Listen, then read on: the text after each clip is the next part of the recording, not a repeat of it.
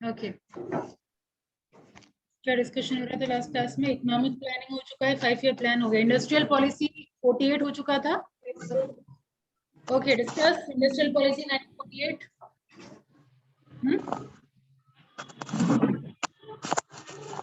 Industrial policy, you need to describe that. I'm asking you to describe 1948. हाँ, नहीं होता तो फिर लास्ट किसी का ऑडियो कनेक्टेड है, ऑडियो डिस्कनेक्ट करिए. यस, इंडस्ट्रियल पॉलिसी 1948 का डिस्कशन हुआ था.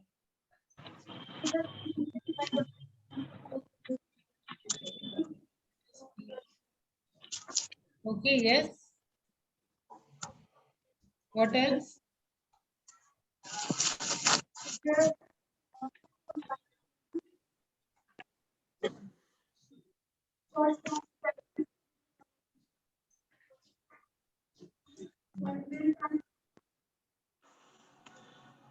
Repeat once again. Don't restart. Okay. Old classification. After that, first strategy. Okay, who will control that? Okay. What industry will come under the strategic ministry?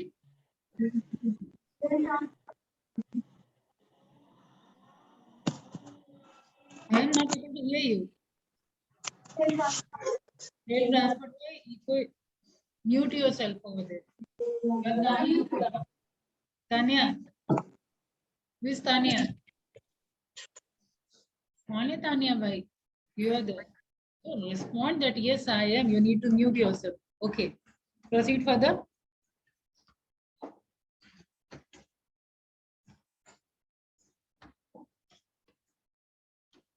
Proceed. What all industry will come under strategic industry? Correct. Second category is basic and industry. Very good. Who will control that?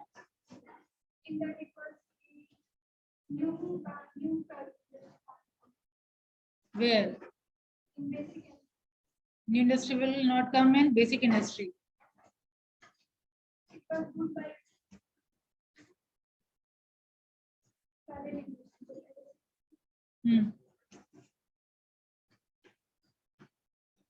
Who will control this basic industry? Anyone from this class?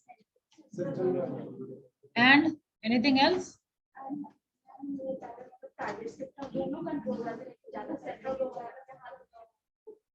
New undertaking will not be given to private sector. Next, important industry. Someone else will say. Next to you. You take your seat. Who will control this important industry? Both will control. What I explained.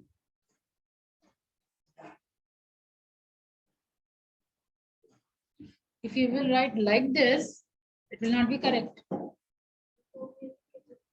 Who will have that dominating nature? Both private and public. Huh?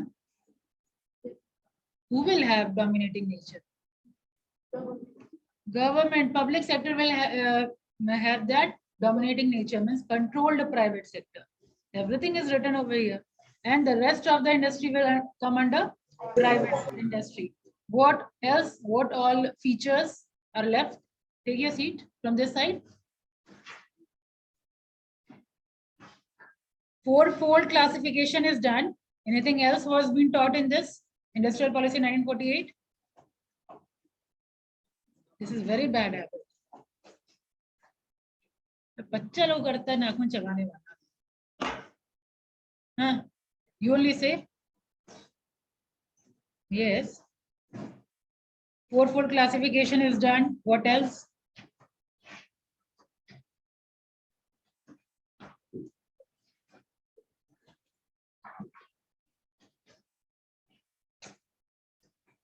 What else? Next.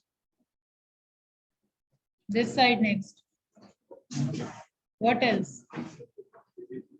Huh? What are more features of industrial policy 1948? It focused on what all things?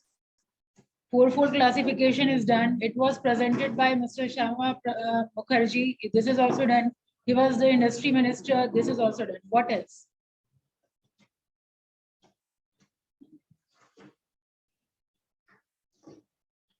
Next.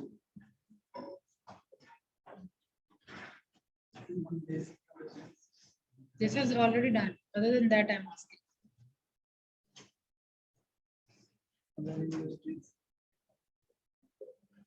You all don't study at all. Say, speak up. Yes, this was not been told. What else? Yes, yes.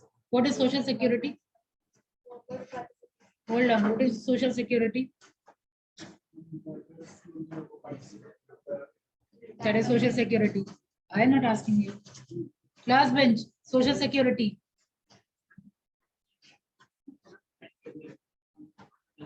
Yes, correct. Very good. But how, these are the examples. How you will explain that? Yes, you can.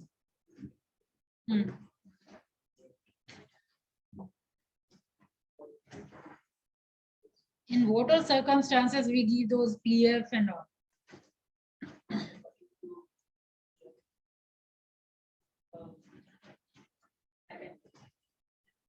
You don't remember? Next.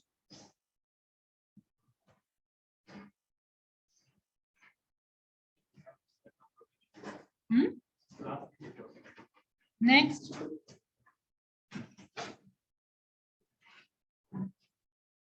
You were not there in the last class. Then why answer is not coming? Next.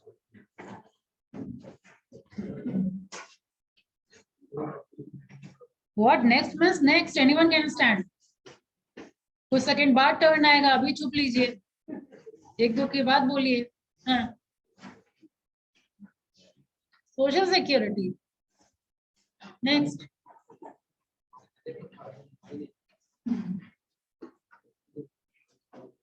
Next. Other condition लेकिन. What is social security? हमेशा girls के side से ही क्यों answer आता है? आप लोग एकदम बेशरम की तरह हर क्लास में खड़े हो जाते हैं सबके सब. बाकी जो बच्चे हैं वो बताइए, दोनों में से किसी को और पता है? जो दो बच गए हैं, आप दोनों क्यों छूट जाएंगे? क्या होता है सोशल सिक्योरिटी?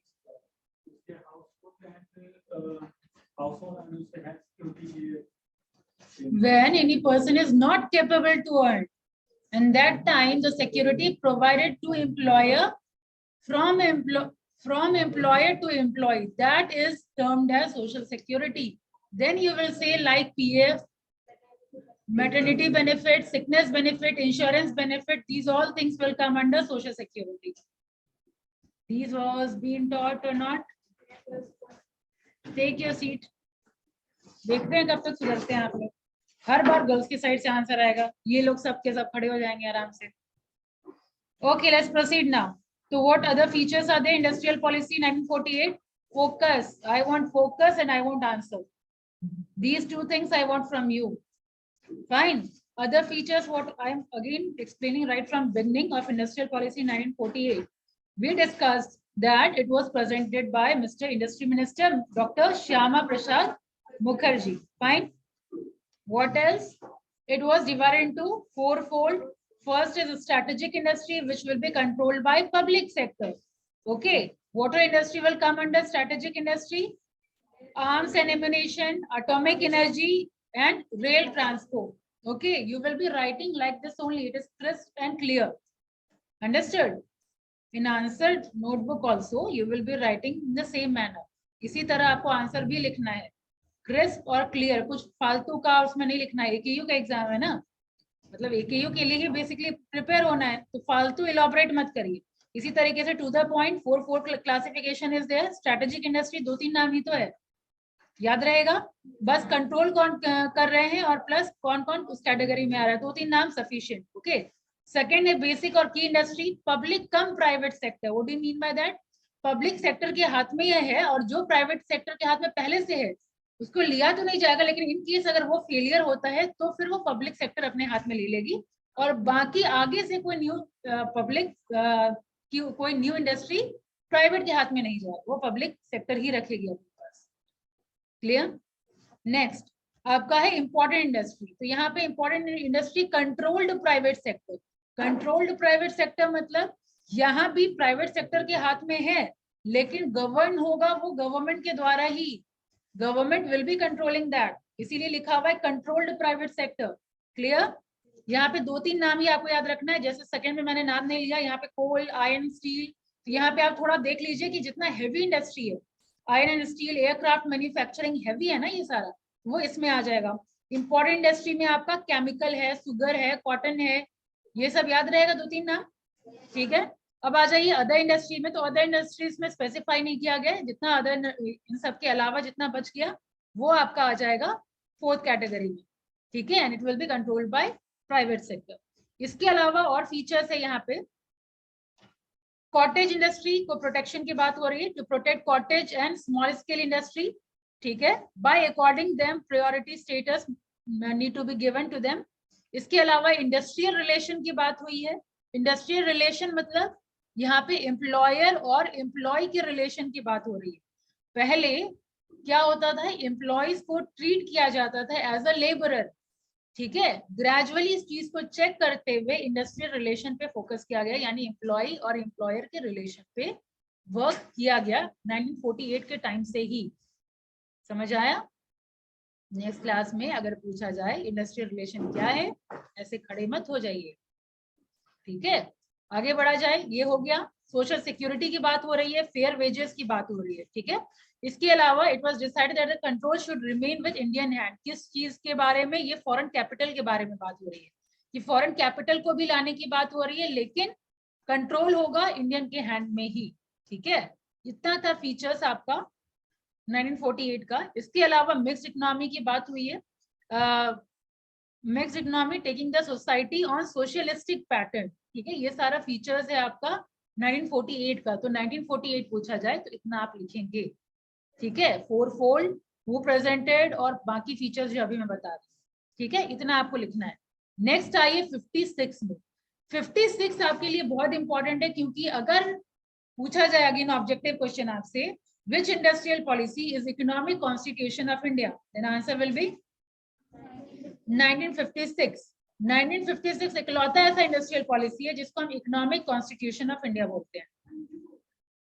50 में कॉन्स्टिट्यूशन पास हुआ, फिर अकॉर्डिंगली आपका कॉन्स्टिट्यूशन के अकॉर्डिंग ही वो प्रोग्रेस होना शुरू हुआ, डेवलप होना शुरू हुआ और प्रायोरिटी उसी के अकॉर्डिंग हम लोग सेट करना शुरू किए 56 में। ठीक है, तो यहाँ देखिए 5 ईयर प्लान ऑलरेडी हम पढ़ चुके हैं। 51 to 56 फर्स्ट 5 ईयर प्लान था।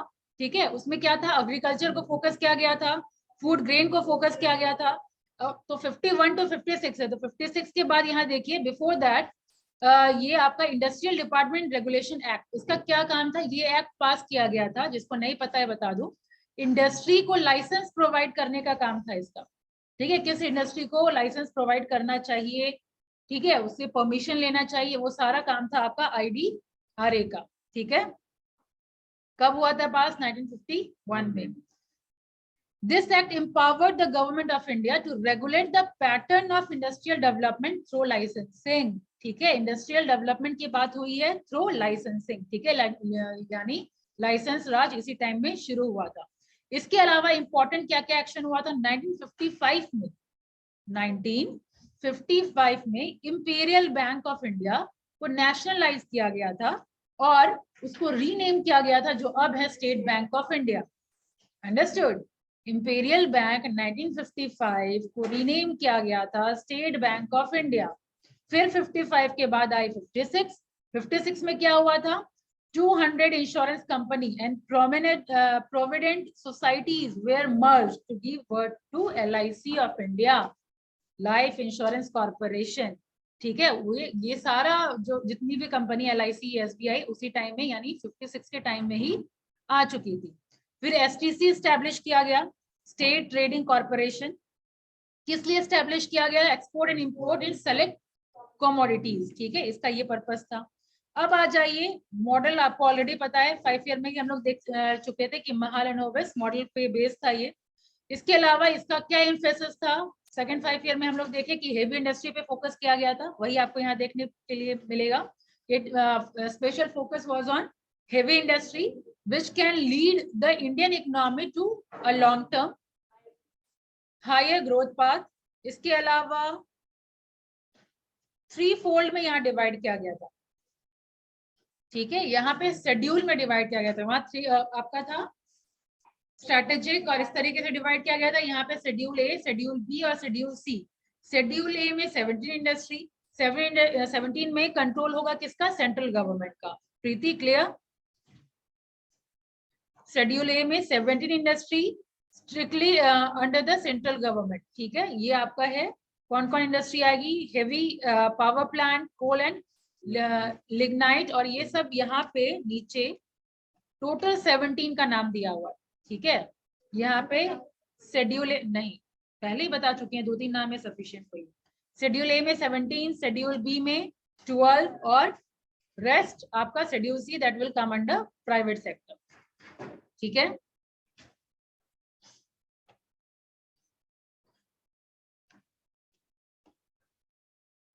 नाम 2-3 ही रखिए, सफिशिएंट है, ये बस इंफॉर्मेशन के लिए सारा का सारा यहाँ पे दिया हुआ है। अब इसके बाद आ जाइए आप 77 में।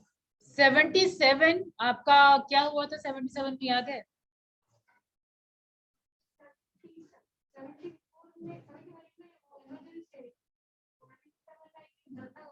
क्या हुआ था उनके आने के बाद? आने के बाद क्या हुआ था? किसी को बाहर जाना पड़ा था? इंदिरा गांधी को बाहर जाना पड़ा? फिर क्या हुआ था? किसी कंपनी को बाहर जाना पड़ा था? 5 ईयर प्लान में बताया था मैंने, जनता गवर्नमेंट के आने के बाद क्या हुआ था।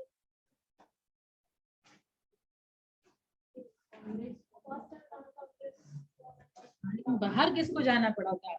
कोका कोला, आईबीएम नहीं बताया गया था?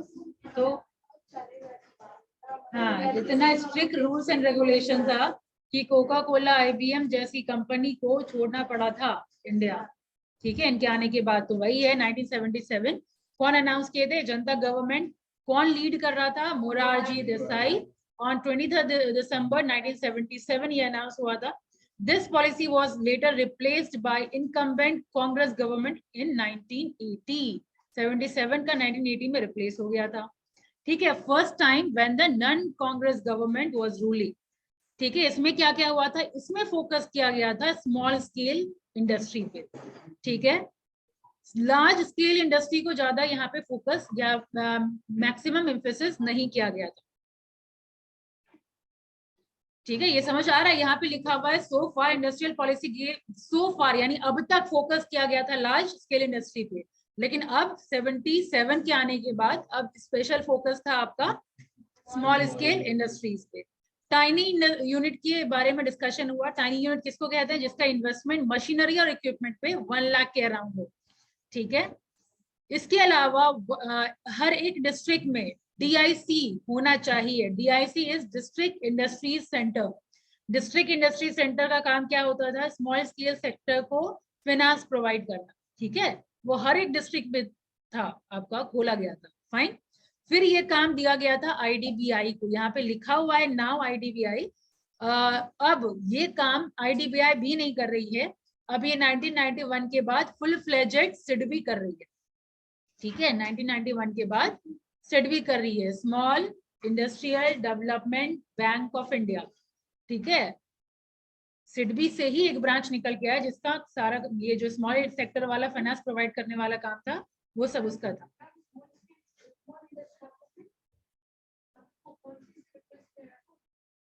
आईडीबीआई है ना, आईडीबीआई से ही फुल फ्लेजेड ब्रांच निकल के आया सिडबी। अब जो स्मॉल स्केल को इंडस्ट्री को फाइनेंस प्रोवाइड करने का काम था वो अब सिडबी का हो गया है 1991 के बाद से, ठीक है। 90 में इसका एस्टेब्लिशमेंट हो गया।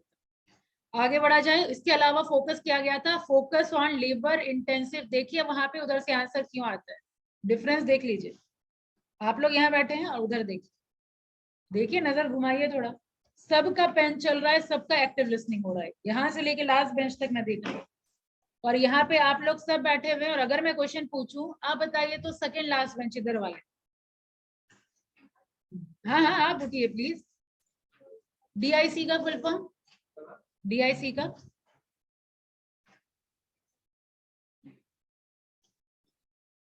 रिजल्ट सामने है आपके, इधर बताइए डीआईसी का फुल फॉर्म। कितना आवाज। सिडबी का फुल फॉर्म आपके आगे वाले, सिडबी का फुल फॉर्म। बढ़िया है, कंटिन्यू रखिए, दोबारा रिपीट भी नहीं करने वाली हूँ मैं, ये होता है एकदम लिमिट। हाँ स्टेट डेवलपमेंट, हाँ इसीलिए ना लिखने के लिए बोला गया था आपको कि एक्टिव लिसनिंग करिए, पेन चलाइए। बैठिए बैठिए। नेक्स्ट है आपका focus on labour intensive technology. Next focus किया गया था लेबर इंटेंसिव टेक्नोलॉजी का मतलब क्या हुआ, एक होता है कैपिटल इंटेंसिव, एक होता है labour intensive. What is labour intensive, labour को हम ज्यादा एम्फोसिस करेंगे, मशीन पे ज्यादा। जैसे मान लीजिए एग्जांपल पापड़ पे, हम पापड़ बना रहे हैं मशीन पे और ये लेबरर्स लोग बना रहे हैं, डिफरेंस है ना। अगर मशीन बना रहा है तो कम लेबर्स रखेंगे। तो यहाँ पे 77 में हम लोग लेबर इंटेंसिव की बात कर रहे हैं, स्मॉल स्केल इंडस्ट्री की बात कर रहे हैं, यानी जो निचले तबके का इंडस्ट्री है। जो लार्जेस्ट सेक्टर है वो तो डेवलप हो रहा था, लेकिन स्मॉल स्केल सेक्टर डेवलप नहीं हो पा रहा था। ठीक है, इसीलिए ज्यादा फोकस किया गया लेबरर्स पे। इसीलिए कैपिटल इंटेंसिव के बजाय लेबर इंटेंसिव पे फोकस किया गया कि लेबरर्स को ही हम इन्वॉल्व करेंगे, चाहे वो स्किल्ड और नॉन स्किल्ड हो, जितना हम एम्प्लॉयमेंट जनरेट कर पाए उस पर फोकस किया गया था। अंडरस्टूड। इसके अलावा फोकस किया गया आपका वाइबिलिटी ऑफ पब्लिक सेक्टर, मतलब पब्लिक सेक्टर उस वक्त अच्छे से परफॉर्म नहीं कर पा रही थी, तो ये भी एक मेजर कंसर्न था।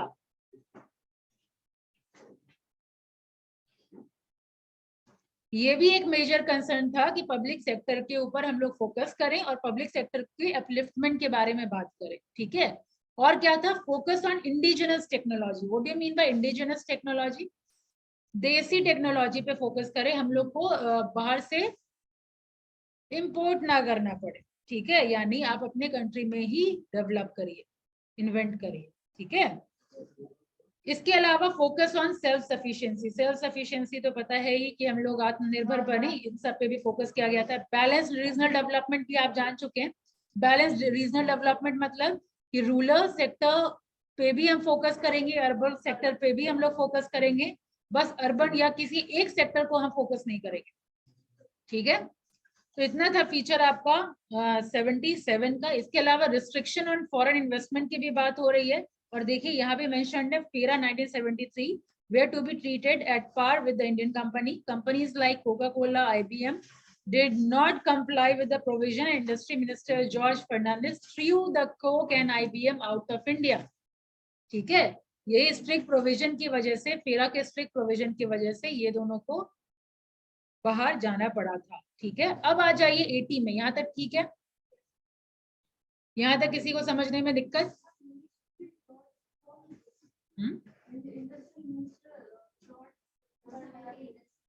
हाँ मेंशन तो है ही उसमें, इंडस्ट्री मिनिस्टर थे वो। हाँ भाई, यहाँ इंडिया का ही सारा कुछ डिस्कशन हो रहा है, ये नाम नहीं पता है तो दिक्कत है, बहुत फेमस पर्सनालिटी है। नेक्स्ट आपका देखिए इंडस्ट्रियल पॉलिसी 1980। 1980 का फीचर्स क्या क्या है, यहाँ गवर्नमेंट, कांग्रेस गवर्नमेंट आ गई। ठीक है, कांग्रेस गवर्नमेंट अनाउंस की इस पॉलिसी को 1980 में। याद है कब टर्मिनेट हो गया था?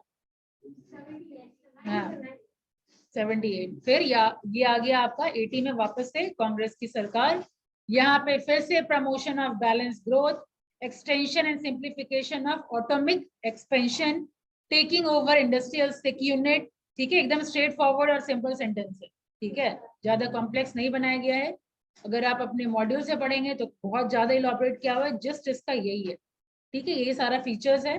फिर regulation and control of unauthorise access production, ठीक है, अनऑथराइज एक्सेस प्रोडक्शन पे थोड़ा रिस्ट्रिक्शन लगाया गया उस टाइम, ठीक है, ये अब तक नहीं आया है। Capability installed for industrial houses, redefining the role of small scale unit और improving the performance of public sector, ये सारा फोकस था 1980 का, ठीक है। अब लास्ट में इसके बाद आया आपका 1991, जो हिस्ट्री अब तक हो चुका है, ठीक है। 1991 में, 91 से पहले, सबसे पहले ये इसको न्यू इकोनॉमिक पॉलिसी भी बोला जाता है। इंडस्ट्रियल पॉलिसी, ये भी ऑब्जेक्टिव क्वेश्चन बन के आता है, that which policy is said to be new economic policy. So what will be your answer? Second bench, middle one, second bench, middle one.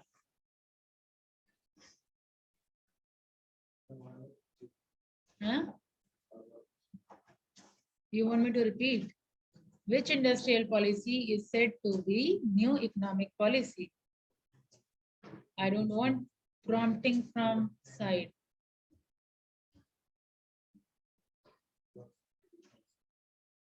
कहाँ चले जाते हैं, कहाँ खो जाते हैं आखिर क्लास में? ठीक है, आप लोग बोलते हैं मत थकिए, मैं उठाते नहीं थकूंगी फिर जब तक सुधर ना जाए। बैठिए। 1991 को बोला गया है न्यू इकोनॉमिक पॉलिसी। बैठिए बैठिए, ठीक है। देखिए 91 की जरूरत क्यों पड़ी, ये न्यू इकोनॉमिक पॉलिसी की जरूरत क्यों पड़ी? 91 से पहले हमारे जो इंडिया का जो इकोनॉमिक कंडीशन था वो बहुत ही वर्स्ट होता चला जा रहा था, ठीक है। मतलब इस तरीके से समझिए कि राशन पानी के लिए भी हमारे पास कुछ नहीं बचा था, फॉरेन एक्सचेंज का भी पूरा डिफिसिट हो चुका था, ठीक है, बैलेंस ऑफ पेमेंट डिफिसिट था, सब कुछ समझिए नेगेटिव में ही था। तो दो फेमस पर्सनालिटी 1991 में निकल के आते हैं जिन्होंने हमारे इकोनॉमी को बचाया, और वो दो फेमस पर्सनालिटी उस टाइम एफएम थे, हमारे फाइनेंस मिनिस्टर मनमोहन सिंह जी, और आपके पीएम थे, 5 ईयर प्लान में बता चुकी हूँ,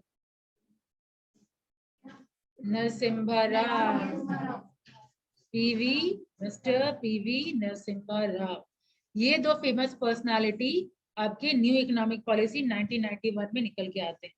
क्या क्या इसका फीचर्स था? हम लोग अब तक देखते आए कि कुछ भी अगर प्राइवेट सेक्टर को करना है तो भाई परमिशन लो, एक्सपेंड करना है परमिशन लो, ठीक है, नया जगह कुछ नया इंडस्ट्री कुछ खोलना है तो परमिशन लो, ठीक है, मर्ज करना है तो परमिशन लो, है ना, हर चीज में रिस्ट्रिक्शन, मतलब समझिए कि बेड़ी एक तरीके से बंधा हुआ था, समझ आया? तो वो बेड़ी को थोड़ा बहुत ढीला किया गया, क्योंकि इस तरीके से क्या हो रहा था, डेवलपमेंट नहीं हो पा रहा था। फेरा क्या कर रहा था, फॉरेन करेंसी को कंजर्व कर रहा था, बाहर जाने नहीं दे रहा था, ये उसका प्रोविजन था उस वक्त फेरा का। फिर उसको रिप्लेस किया गया फेमा से, फॉरेन एक्सचेंज रिजर्वेशन एक्ट नहीं करके फॉरेन एक्सचेंज मैनेजमेंट एक्ट किया गया, ठीक है। और एलपीजी की शुरुआत 1991 में ही हुई। एलपीजी का फुल फॉर्म लिबरलाइजेशन, प्राइवेटाइजेशन और ग्लोबलाइजेशन। लिबरलाइजेशन मतलब लिबरल, ठीक है, यानी लिबरल थोड़ा बहुत छूट देना। लिबरल मतलब क्या हुआ, छूट देना। तो छूट किस चीज में देना? इंडस्ट्री में देना। अगर मान लीजिए आप एक्सपोर्ट करना चाह रहे हैं, इंपोर्ट करना चाह रहे हैं, तो वो सब में थोड़ा छूट, लाइसेंसिंग में छूट, ठीक है, ये सब लिबरलाइजेशन में किया गया, ठीक है। प्राइवेटाइजेशन में क्या गया, पहले सारा चीज पब्लिक अपने गवर्नमेंट अपने हाथ में रखी हुई थी, अब धीरे धीरे वो शेयर देना शुरू की प्राइवेट सेक्टर के हाथ में, क्योंकि प्राइवेट सेक्टर के हाथ में देंगे तो कंपटीशन होगा, तो कंपटीशन का अल्टीमेट फायदा हम ही लोग को तो होगा, मतलब आम जनता को होगा, ठीक है। जितना अगर मान लीजिए एक प्रोडक्ट है, अब मैगी का ही एग्जांपल ले लीजिए, दो लोग आप लोग शुरू किए मैगी का बिजनेस, आप 10 में देना शुरू किए, आप 9 में देना शुरू किए, ठीक है, फायदा उठ रहा है किसका, कस्टमर का, तो कंपटीशन हुआ ना। इसीलिए बहुत सारा एक्ट 91 के बाद चेंज करना पड़ा। एमआरटीपी एक्ट उस वक्त था, मोनोपोलिस्टिक रिस्ट्रिक्टिव ट्रेड प्रैक्टिस, यानी मोनोपोली को कंट्रोल करना, ठीक है, रिस्ट्रिक्टिव ट्रेड प्रैक्टिस को कंट्रोल करना, ये सारा प्रोविजन था आपका एमआरटीपी में, एमआरटीपी एक्ट जो लाया गया। और ये 91 के बाद जो कंपटीशन को प्रमोट किया गया, तो इस कंपटीशन को और मतलब बनाए रखने के लिए उसको रिपील कर दिया गया, कंपटीशन एक्ट 2002। समझ आया? आया तो नहीं, शकल ही देख के लग रहा है। फिर से सुनिए, 91 से पहले MRTP एक्ट था जो कंपटीशन को या कंसंट्रेशन ऑफ इकोनॉमिक पावर को किसी एक हाथ में आने से रोकता था। ठीक है, अब क्या हुआ, कंपटीशन को उतना बढ़ावा नहीं देता था MRTP एक्ट। ठीक है, अब क्या हुआ, उसको रिपील कर दिया गया कंपटीशन एक्ट में। मतलब MRTP अब नहीं है, अब उसके जगह पे कंपटीशन एक्ट है। कब रिपील हुआ? 2002 में। ठीक है, 2002 में कंपटीशन एक्ट आया, तो मतलब कंपटीशन को बढ़ावा देने की बात हो रही थी। ठीक है, ये जितना चेंजेस आया, फेरा एक्ट में चेंजेस आया, फेरा के बाद फेमा हुआ, सारा एक्ट ऑलमोस्ट चेंज हो गया। जितना भी एक्ट 91 से पहले था वो सबको अमेंड करना पड़ा कहीं ना कहीं।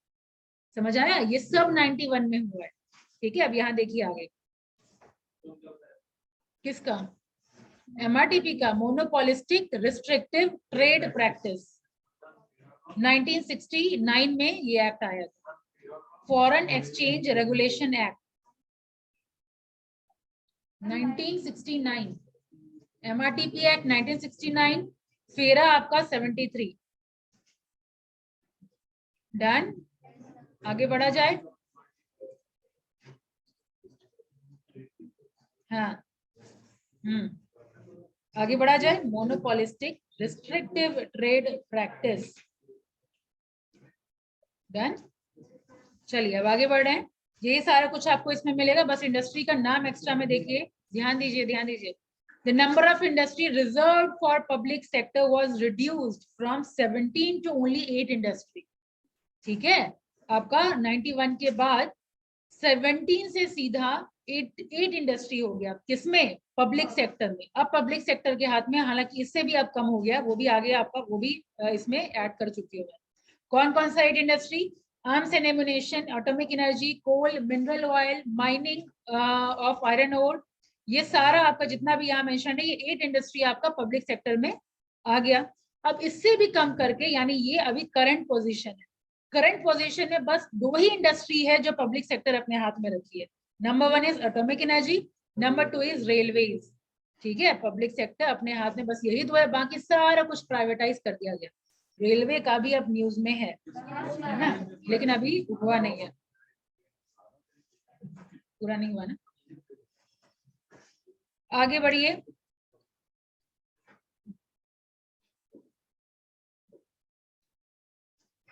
इंडस्ट्रियल लाइसेंसिंग पॉलिसी है यहाँ पे। लाइसेंसिंग में भी देखिए रिडक्शन हुआ है, स्क्रीन देखिए, लाइसेंसिंग में भी रिडक्शन हुआ है। This policy abolished the industrial licensing for all industry except for the short list of 18 industry. The list of 18 industry was reduced to 6 industry. ठीक है, पब्लिक सेक्टर 7, फिर 8, फिर आपका 2। लाइसेंसिंग में पहले 18, फिर 6 में कौन कौन? इसमें लाइसेंस की जरूरत अब भी पड़ती है, अभी भी ये 5 इंडस्ट्री में लाइसेंस की जरूरत पड़ती है।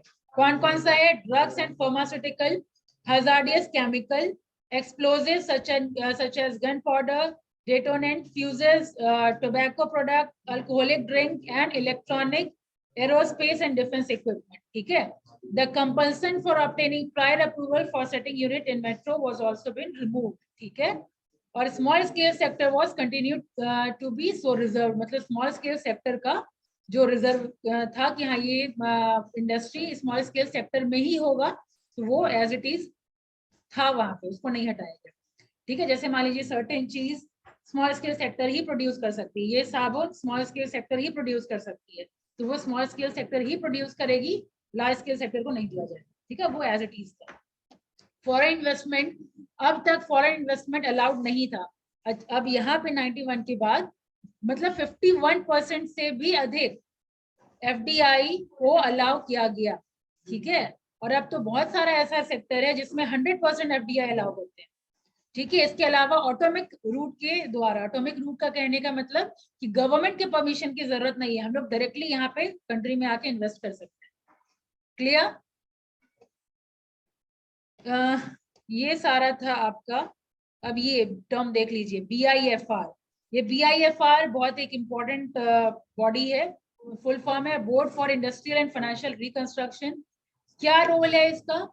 जो भी सिक यूनिट है, उस सिक यूनिट को हम देते हैं, सिक यूनिट को हम लोग देंगे BIFR के पास हम लोग रेफर करेंगे। अब सिक यूनिट को BIFR बताएगी कि इसको क्या हम लोग को खत्म कर देना है या फिर वापस से रिहेबिलिटेट करना। रिहेबिलिटेट मतलब क्या, क्लोज करना बेहतर डिसीजन होगा या फिर से उसको ग्रो करना, रिकवर करना ज्यादा बेटर डिसीजन होगा। ठीक है, ये डिसाइड कौन करेगी? BIFR। ठीक है, फिर MRTP एक्ट में अमेंडमेंट हुआ, ये बता चुकी है। टाइनी सेक्टर में पहले 1 लाख आप देखे थे, 5 लाख यहाँ पे। ठीक है, इसके अलावा NRF का full form national renewal fund to provide safety net for labourers. NRF मतलब फुल फॉर्म फंड है, इतना तो समझ आया। नेशनल रिन्यूअल फंड है। क्या काम है इस फंड का? तो बहुत जितने लोग रिप्लेस हुए, एम्प्लॉयज जो रिप्लेस हुए, उन लोगों के लिए ट्रेनिंग के लिए, यहाँ देखिए, to provide social safety net to the labor. This fund was established in 1992 and 2 schemes were brought under this. First VRS, ठीक है, and another retraining scheme. एक तो रीट्रेनिंग और दूसरा VRS के लिए ये फंड को यूज किया जाता है। अब ये VRS तो बहुत सुना हुआ है, क्या होता है ये? वॉलेंट्री, हाँ, टाइम से पहले रिटायरमेंट हम ले लेंगे, इसको एक और नाम दिया जाता है, गोल्डन हैंडशेक। ठीक है, one more name of VRS is golden handshake. Golden handshake क्यों? क्योंकि जितना भी बेनिफिट है VRS के टाइम में आपको मिल जाता है, चाहे वो ग्रेजुएटी हो, मतलब एक लंप सम आपको मिल जाए। ठीक है, तो ये एक वॉलेंट्री है, ये याद रखिए। आप किसी को मतलब जबरदस्ती नहीं हटा सकते। ठीक है, इट शुड बी वॉलेंट्री, यानी एम्प्लॉइज को आप दीजिए ऑप्शन कि ये this things I am providing, this facility I am providing, you can take it and leave the organisation. समझ आया? तो ये था आपका पूरा इंडस्ट्रियल पॉलिसी। हाँ, ये था कंप्लीट आपका इंडस्ट्रियल पॉलिसी। और